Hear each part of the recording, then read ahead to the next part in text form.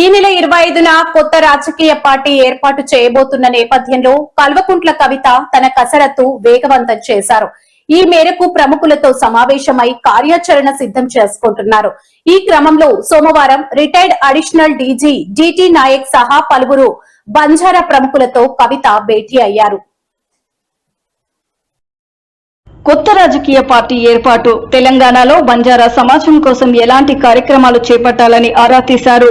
బంజారా ప్రముఖులు తాము ఏర్పాటు చేయబోయే రాజకీయ పార్టీకి సలహాలు, సూచనలు అందజేయాలని ఈ సందర్భంగా కవిత కోరారు. ప్రత్యక్ష రాజకీయాల్లో ప్రవేశించాలనుకునే వారికి తాము ఏర్పాటు చేయబోయే పార్టీలోకి స్వాగతం పలుకుతున్నామని తెలిపారు.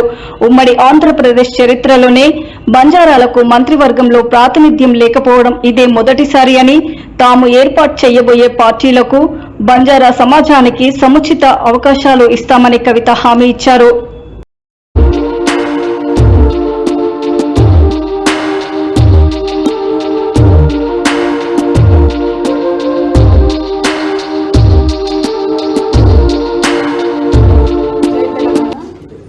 ఇవాళ ప్రొఫెసర్ అన్సారీ గారు లింగ్విస్టిక్స్లో ప్రొఫెసర్గా ఉన్నారు ఉస్మానియా యూనివర్సిటీలో.